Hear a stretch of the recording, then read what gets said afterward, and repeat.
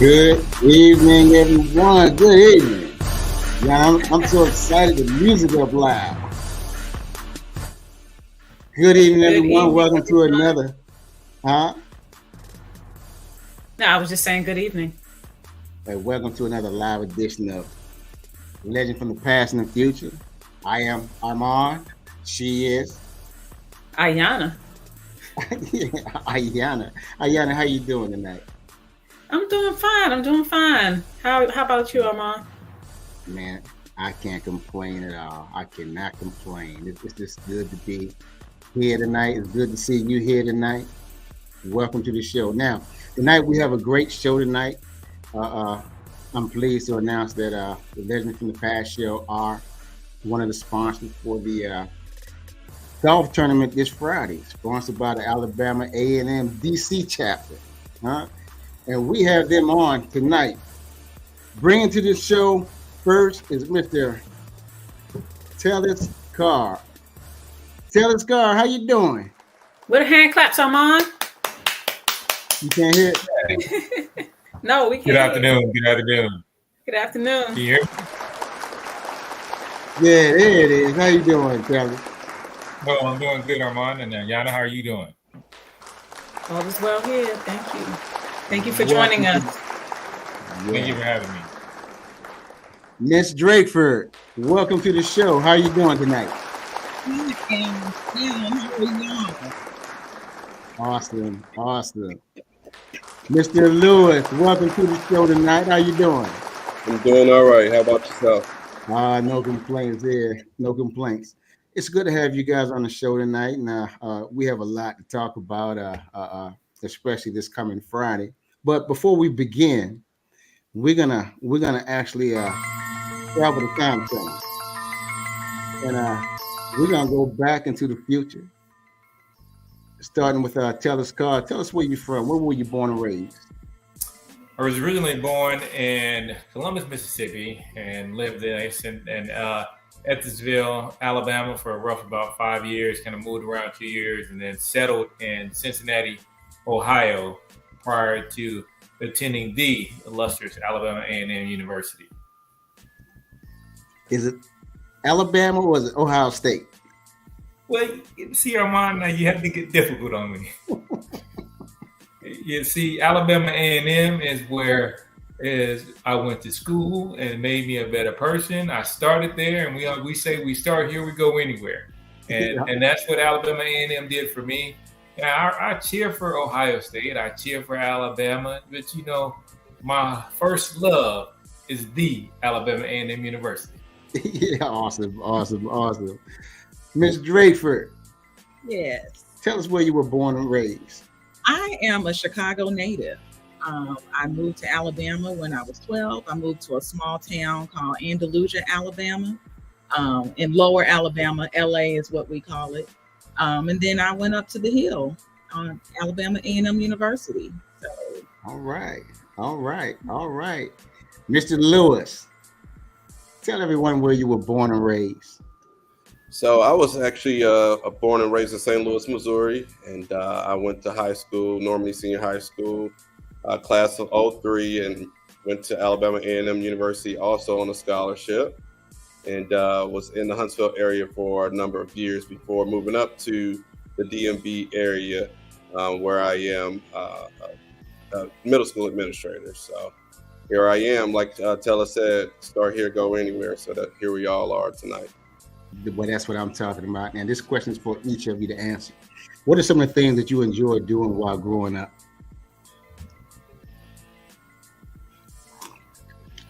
With you first, tell us. Oh, you gonna start with me first? I was trying to let someone else go first this time around. No, that's okay.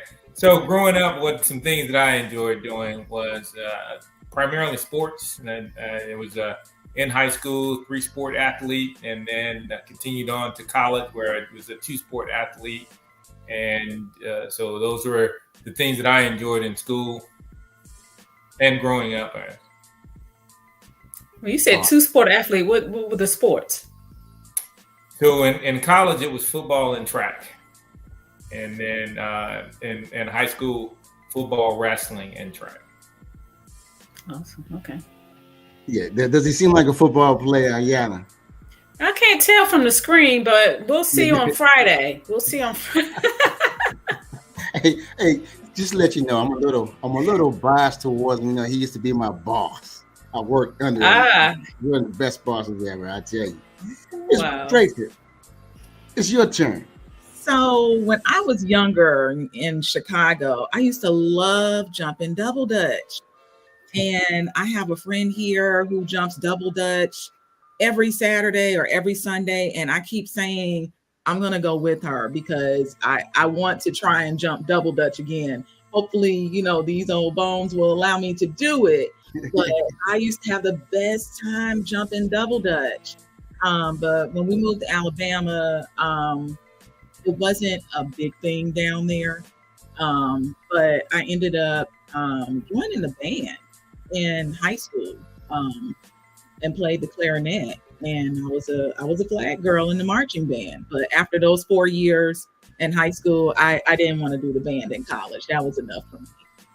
So you said you were a black girl in the band? Flag. Oh, flag girl. Okay. Mm-hmm. Okay. All right. Your turn, Mr. Lewis. All right. So I was outside. Anything that involved being outdoors, that's where I was. Mm-hmm. And I also was sort of like the guy who was all a part of the Student Government Association and those types of organizations. So yeah, those were some of the things that I enjoyed doing as a child and adolescence and young adult. Oh, that's awesome. That's awesome. All right, before it sounds like you guys moved around quite a bit. Can you tell us a little bit about that? So as you know, we'll start with me. I'll start again.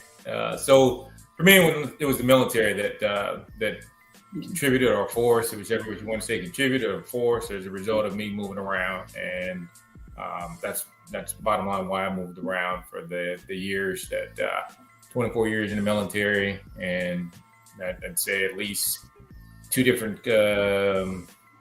stationed in two different countries, multiple states here in the U.S. And but that's what, like I said, that's what caused me to move around. And how about you, Letitia?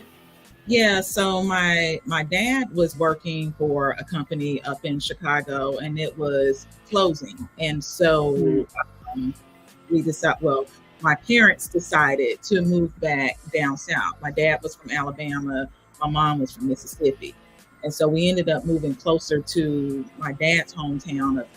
He was from Evergreen, Alabama, and he also had brothers who lived in Chicago, and then they moved back to Evergreen, so we just followed them back down there. So after I left A&M, I got my master's from Clark Atlanta University, and then I moved here to Maryland, where I've been for, it'll be 23 years in August. Awesome. So this question is for both of you, Letitia and DeMarcus. I'm sorry, I don't have my glasses on, DeMarcus. What made you choose the DMV area? Yeah, so as I stated earlier, being from St. Louis and going to Alabama A&M, I decided to come up here due to a diversity fair with the county that I work for as an administrator. And I've been a part of their first diversity fair. I came in during 2010. So I've been up here in the DMV, Annapolis, Maryland area since then. Awesome. And I got a job with the federal government. So. Oh, okay. That'll do it every time, right? Mm-hmm. And I'm still with the federal government. Awesome. So what are you doing with the federal government? I am, my background is a chemist, but I work in occupational safety and health. I actually just came back from a conference in Columbus, Ohio, dealing with industrial hygiene. So I make sure that the employees that are working in the lab that I work for are safe while they're working there. So yeah, so I deal with that. Wow. Mm-hmm.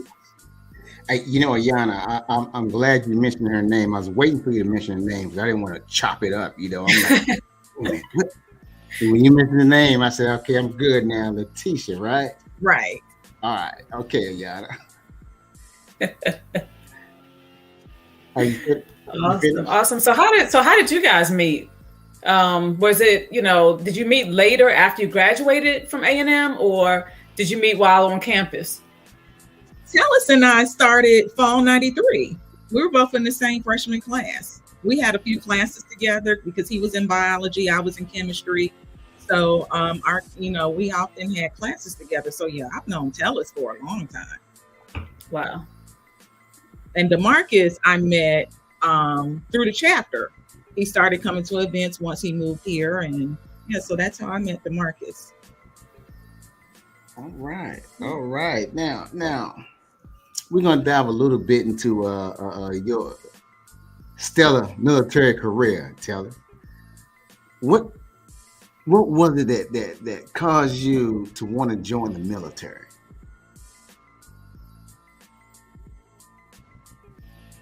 So, just I guess wanting to give back was one of the main reasons why I wanted to join the military. And I guess initially, I was looking at, of course, me serving and wanting to serve.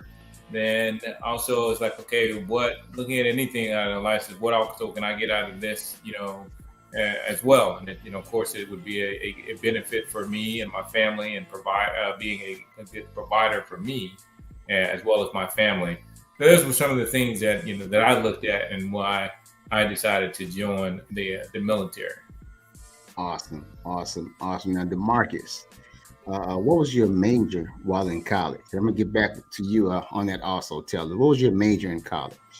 So my major was secondary education, social sciences, humanities. So social studies teacher, ranging from middle school to U.S. government, IB world religions, those types of classes being offered at the middle school, high school level. Oh, that's awesome. So what does it mean to actually be summa cum laude? Did I say that correct? Yeah, summa cum laude. Cum laude. Okay, all right. Yeah. That mean that I put in some hard work and I did what I needed to do to make it up out of Alabama A&M University. But it was a certain range for GPA that would qualify you to receive that acknowledgement during graduation. Okay, and that was? And that was over 3.5 or above. Oh, that's awesome. Congratulations. Now, Leticia, what did you major in while in college? I was a chemistry major, mathematics minor. I graduated cum laude, so I was 3.3 when I came out of school. So, okay. Man, so we have two cum laudes, right? So what did you major in, Taylor?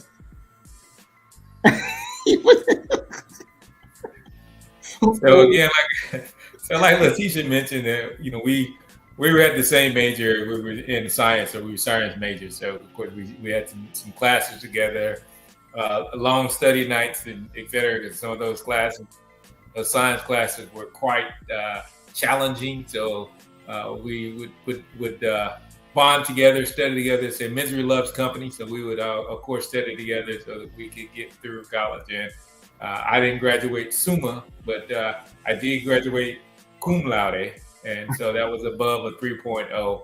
Okay. At least so I did graduate with honors. That's awesome. I mean, it's just awesome just to complete college like that. I salute all of you. Leticia, before I get to back to Iyanna, Leticia, I gotta ask you, what is the National Alumni Association about? So it's the body that brings together all of the alumni nationwide. They set the policies for the association, the mission of wanting to help students, wanting to help the university, and just to bring us all together so that alumni, collectively can come together and do those things and have that support. Yeah.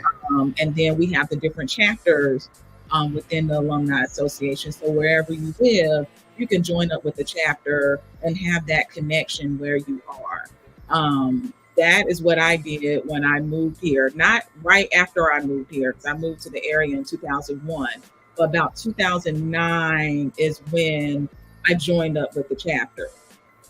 And when you're coming to an area, you don't really know anyone. It's really good to go join a chapter, because that becomes your family and that becomes part of your network. And so I consider all of them my brothers and sisters, because I'm an only child.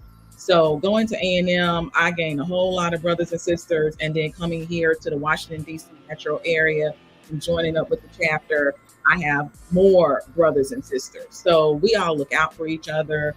We all have that same love and passion for our alma mater, and we want to see it do well.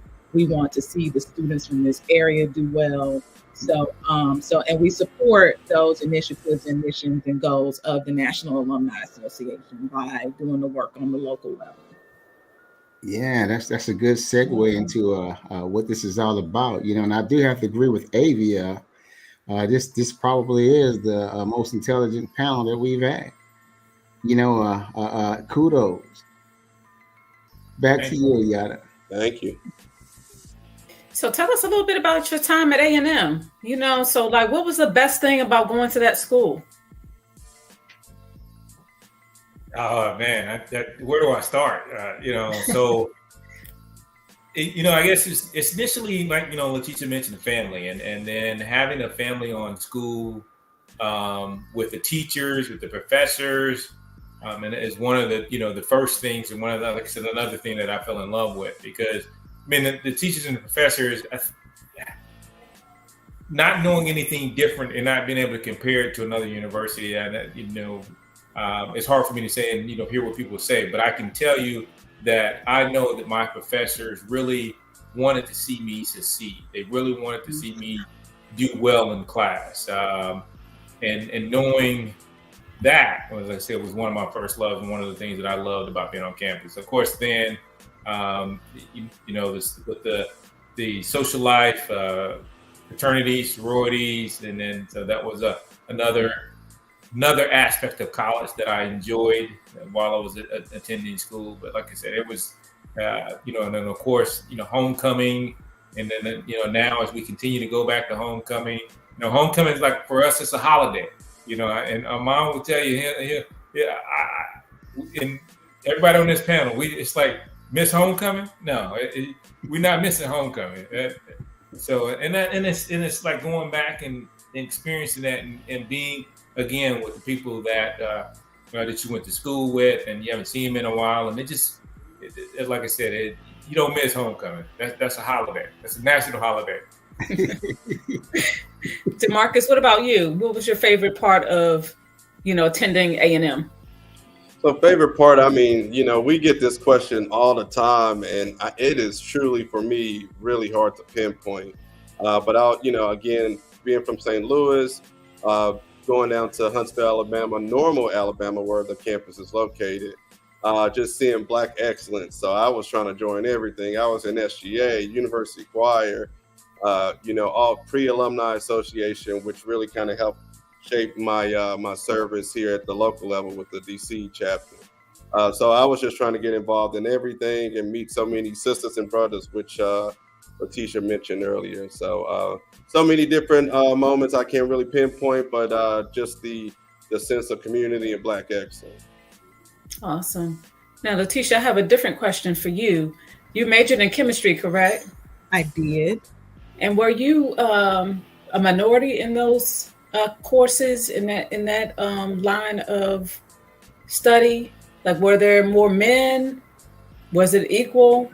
It was about equal, but it wasn't a whole lot of us. Once we got to the higher levels of chemistry, really once we got to the physical chemistry level, that's where you saw all of the chemistry majors, and there were probably 7 or 8 of us, and it was pretty split. But with the other levels, with organic chemistry, analytical chemistry, there were a lot of students in other majors who were minoring in chemistry. So they had to take those classes. So those classes tended to be larger. But once we got to physical chemistry, it was really just us. So yeah, it was pretty evenly split. Okay. Awesome.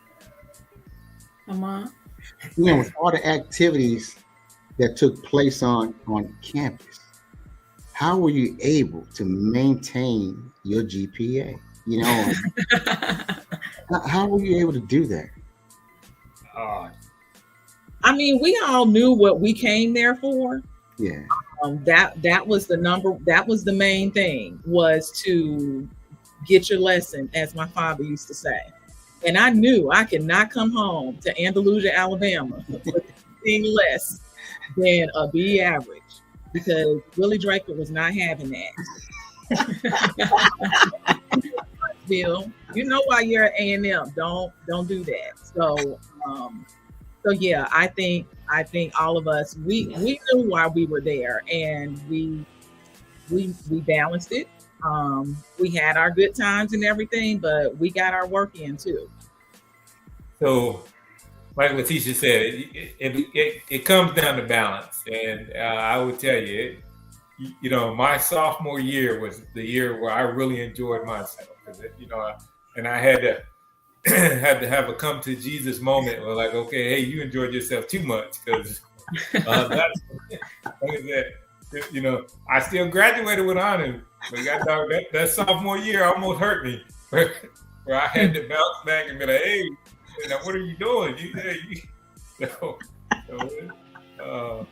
But yes, and it what that did though is it allowed me to see where that balance, where I was able to say, okay, all right, I know how much I need to study, how much I don't need to study, how much I can go and do this and do some things that I want to enjoy, and then still make good grades. And so it was a good life learned lesson. And awesome. Real quick, for me, when I came, down to the Hill, for me, it was so many different, I guess, opportunities that I was like, I'm not messing this up. So my freshman year, I locked in. Now, Taylor said his sophomore year, he had a come to Jesus moment. My sophomore year is where I started to be a little bit too social.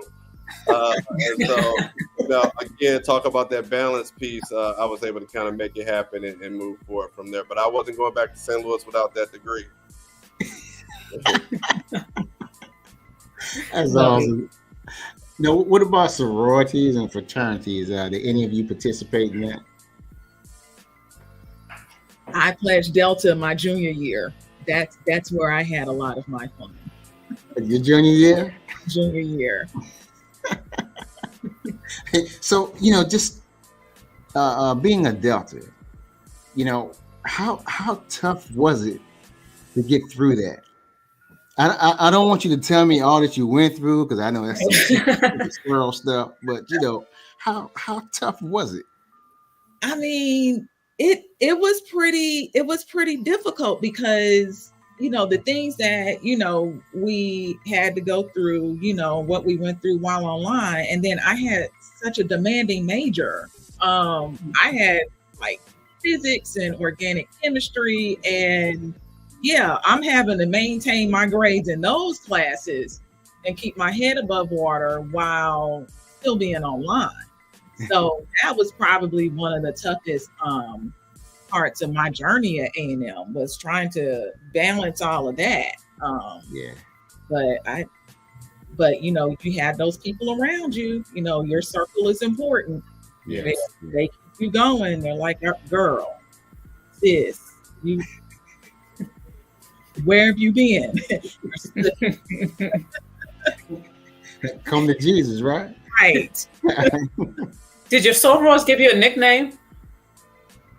I have a line name, yes. You allowed to share it?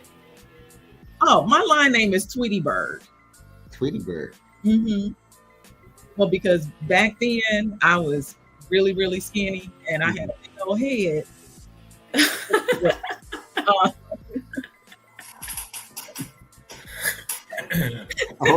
All right, there. It's cute. So we can call you Tweety Bird instead of Letitia, right? No, you can call me. No, you can call her. Understand, I got it. How about you, DeMarcus? Did you pledge? No, I'm not a part of the Divine Nine, but I did pledge the non-Greek Sigma Chi Epsilon, and that was a non-Greek focusing on students who were part of science, technology, and education. So that was cool. I did that my sophomore year, so that's where I started to be a little bit too more social doing that. But no, I'm not a part of the Divine Nine. Well, Avis made a comment that you think all of you had fun your sophomore year. So that sophomore year was something else, huh? What about you, Tell us? Did you pledge? Yeah, I did. I pledged Phi Beta Sigma Fraternity Incorporated, Blue Phi. And like I said, it was during my sophomore year. So that was the year. So like I said, that's why the GPA went the wrong way. And like I said, I said, hey, okay, all right, let's get this back on track. But like I said, it was a great year. It was a good year. So what made it tough to get through pledging? Long nights, sleepless nights, and like I said, so like I said, you come to realize how important your bond is, and how important those that are going through that struggle with you, and that are helping you navigate through that and navigate through those challenges. Because I won't say things have changed. Things have changed. Things have changed now compared to how the process is, and it's good. I will say that it's good for the changes that were implemented, because people start getting into the mentality and mindset that, okay, hey, this was done to me, so then I'm going to do it to the next person, and then people start taking it a little bit too far. And that's why, we get into these incidents where, people are losing their lives. And it's nothing that important that we need to have where people are losing or have lost their lives. So I'm fortunate that I'm here today to talk about that, and as far as my testimony and not be a part of it anymore, like I said. So yeah. Awesome. What you got, Iana? So you're all a part of the Alumni Association. Tell us some of the charity work that you've been working on throughout the years. What are some of the most memorable and notable? I guess because like what Leticia said, as with both of us being, and I guess the same thing with DeMarcus too. So whether it's with the Alumni Chapter or whether it's with my fraternity chapter, I'm always doing something that we're volunteering, because when you look at all of these organizations, it's about service, it's about giving back. So it's one of the, my favorites or things that I enjoy is always going to schools, reading to kids. Within my fraternity, I guess, one of the most not necessarily an aha moment, but most moments that was, that made me, take a thought back or take a seat back and really, think about things or appreciate things was we went to the cemeteries, and we were placing flags on the cemeteries for fallen veterans. And as we were placing the flags for the fallen veterans, we would salute their gravesite and thank them for their service and thank them for their sacrifice. So that has been one of the most memorable things that I can say that I have done in my volunteer work and volunteer service. Awesome. How about you, Leticia? Well, when I was younger, I used to work with kids in the Andalusia, Alabama area during the summer. So that was interesting, and over the years, I got to see them, grow. And then even now, I'm following them on social media, and I'm thinking, oh my God, I remember when they were so little, and now they're going on to do these great things. Here in the area, I've, done STEM workshops with my sorority. We've done, we've had, gone out to, prepare meals and everything with different organizations with the chapter. Recently, it wasn't part of the chapter, but it was an initiative at Alabama A&M, the Youth Motivational Task Force, and that's been going on for 49 years. So I remember them, so they would have these consultants come back, and there was anybody from industry, government, anyone who had joined the, out in the workforce, and they would come back to the university. Most of them were alum, and they would go around to the different classes, talk to the students about, what it's like being in the workforce, what it took for them to get to where they were, and, to just give general advice and answer questions. So I remember as a student, these folks coming around to our class, and, we're thinking, ooh, we don't have class today. We got these people coming in, to talk to us. And then while on campus, I got involved with the Career Development Services Office, probably, I think it was like my senior year. So then I became a student guide. So I was taking these consultants around campus. So this year, I went back as a consultant. So it was a full circle moment for me. It was I loved it. I loved going to the classes, talking to the students about my career path, because when I got to A&M, my goal was to be a dentist. And then I changed my mind at the end of my junior year and went on to grad school, and then wanted to do other things. And then my career took a different path. So it was good to tell them about those options that you have. You may be focused on one thing, but if it veers off into something else, it's still okay. And then what brought me a lot of joy was seeing my classmates at A&M, seeing their students in the class. And I'm like, I know your mama.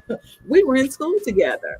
Your dad and I graduated together. So it was, I just loved it. And I plan on going back next year and the following years. But yeah, I think in the past few years, that has been the most pivotal and excuse me, the most memorable service project that I've done. So I really enjoyed it.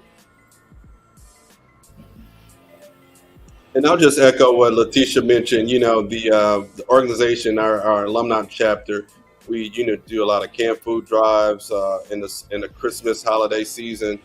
We partner with other HBCU Alliance organizations to provide toys for kids and youth. And being in education, we're doing service type work all the time. So as you can hear tonight, all three of us, we come from Alabama A&M University, and our motto is service is sovereignty. So that's why we continue to do the work. So you have a golf tournament coming up. Tell us about that. So as a good chair, I'll start there. So one of the golf tournament is one of our signature events that we use to raise funds so that we can do the things in the community as far as scholarships, as far as the toy drives, as far as the food drives, and so on. So that's why the golf tournament, like I said, it's not the only fundraiser that we do, but it's one of the fundraisers we do to raise funds. And we like to say it's not about the golf event. It's about the fundraiser, and that's what it's about. Okay, and what are you raising funds for, and how can our viewers get involved? So, like I said, again, it's for scholarships. Like I said, we, primarily, that's the biggest thing that we like to do is we like to award scholarships for deserving students in the Washington, D.C. area. And your viewers can get involved by donating to the organization. No amount is too small. We always like to say is that, some of the campaigns and initiative drives that we use is our university was founded in 1875. So sometimes we'll challenge our members, and just give $18.75. So if you can't get it, hey, whatever amount that you can give and you want to give, that's what we'll accept, because that will make a difference in somebody's life. And is it too late for them to register or participate in the golf tournament? No, it's not too late. They can at the golf course. The golf course is going to be at Renditions Golf Course in Davisonville, Maryland, and they can shotgun, or we'll start serving breakfast at 7:30 and checking golfers in at 7:30 on Friday. And at 8:30, we'll kick off with opening remarks and prayer. And then at 8:45, the golfers will be led out to their starting hole. And then we start at 9 o'clock, the golf tournament. And like I said, it's a fundraiser. And so, we're not looking for those pro golfers to come out and that's not what you're gonna get here. You're gonna get some amateur golfers and some that never have golfed, some golf once or twice, but they're coming out to support us and support what we're doing and our why and why we're doing the fundraiser. Perfect. Armand? Awesome. Now, I take it that each of you will be out golfing, correct? I will be golfing, yes. Okay. I will not.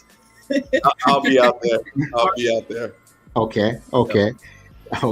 Now, professional golfers, such as myself, right? Oh. I can participate, correct? Yes, you can participate. No problem. No problem. What about tables? Will there be tables out there for the event? Yes, there will be tables out there. All right. I think that'd probably be the best place for me, Ayana. What you think? and me as well. I think so. Is there anything that you would like to leave as far as what is it that you want to do, or what kind of legacy would you like to leave for any kids that's listening? We do have a lot of kids who watch the show. What kind of legacy would you like to leave for the kids, starting with you, Letitia? Well, it's always good to, we want students to be well and do well with whatever it is you do, and to remember to always give back, because at some point along your journey in life, someone helped you to get to wherever it is you're going, wherever it is you are. And just always remember to give back. It's so important. And like DeMarcus was saying, our school motto is service is sovereignty, and it is. Service has to be in your heart, and we're all here on this earth. We're all here to help one another. So remember to give back and be well, as a mind, body, spirit, and do well. Do your best at whatever it is you set out to do. Awesome. How about you, DeMarcus? I'm going to read the words quickly from Hey Black Child, a poem, and that pretty much sums it up. It says, "Hey Black Child, do you know who you are? Do you know who you really are? Do you know who you can be, what you want to be? If you try to be what you can be. Hey Black Child, do you know where you're going? Do you know where you're really going? Do you know you can learn? Do you know if you want to try, you can try to learn?" So again, it's just talking about, the possibilities. That's what the legacy we want to leave for our students. And although the poem is stated, "Hey Black Child," that's for every child. Every child that has the possibilities that we provide as adults to allow them to see success in the future. So that's what I would want my legacy, or the legacy, the work that we do as a chapter, to be on the lives of students in the DMV area. That's awesome. What about you, Talis? So again, on the same lines as Letitia and DeMarcus, is my legacy is just reaching back and helping somebody else out, and that would be, like I said, is because we all didn't get where we are today because without someone helping us. So, and that's the main reason why one of the main reasons I love volunteering and doing what I do, just to help someone else, because like I said, I wouldn't be here without the people that are around me and are in my circle.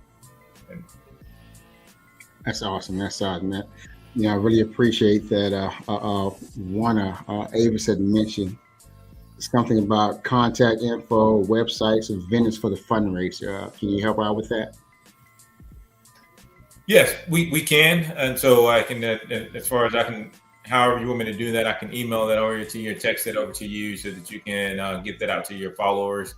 Awesome. But we can make sure that you have all of that, as well as the our Cash App, if anybody wants to donate anything, and if they, like I said, if they want to come out to the golf tournament, and we look at it as far as the golf tournament, if they don't want to golf but they just want to come out and they're your followers. I mean, we look at it. What we plan to have after all the golfers are coming in is a social hour. So if the followers want to network and communicate and talk with some alums there, and talk with some of the other people that went to Alabama and maybe thinking about going to Alabama A&M, or they may be thinking about going to, wherever they're thinking about going to go to school at. But there's somebody that can talk with them, mentor them, and so on. If they're a young listener that is thinking about where they want to go to school at. Awesome. Ayana, you have anything else for them? No, just this was a wonderful show. I'm looking forward to meeting you guys on Friday, and thank you for all that you do. Absolutely. We'll be there. We'll probably have the other two of our hosts with us, Command Sergeant Major Roger Parker and Jeannie Day. I spoke with them earlier, so they should be there as well. If not, Ayana will be there. And I appreciate you guys being on the show. I would like to invite you back in the near future. There's so much more that we could have really dove into, like the Dallas Cowboys, The what? The Baltimore Ravens. Dallas Cowboys, yeah. And I say it like that because I'm with you with the Ravens. I'm about the Cowboys. Who's your favorite football team, Letitia? I am a Chicago Bears fan. I go for the home team. My goodness. I know, but it's the home team, so I was up there during the last time they won the Super Bowl. I was there for that. It was a great time to be in Chicago. I know that's right. We all know where the Dallas Cowboys going to be at this year. They're going to be cellar dwellers this year, for real. Same way them Deadskins, or not Dead, the Commanders. Oh, wow. That's so disrespectful. And you got off on a good foot. Come on. It's not just me, Tellers. Come on now. Hey, but again, I appreciate you guys coming on. And the ones who showed up tonight, thank you for joining us. You guys stand fast. Thank you for joining us. And we want you back next week. We are on YouTube exclusively now. No more Facebook. Some of LinkedIn, we're on LinkedIn, but exclusively on YouTube. So making that transition is tough on everyone trying to find us where we are. I want to thank the 35,000 viewers that we have. Ayana, we just reached another milestone on yesterday. So it's continuously growing. Thank you for that. And see you next week. Peace. Peace.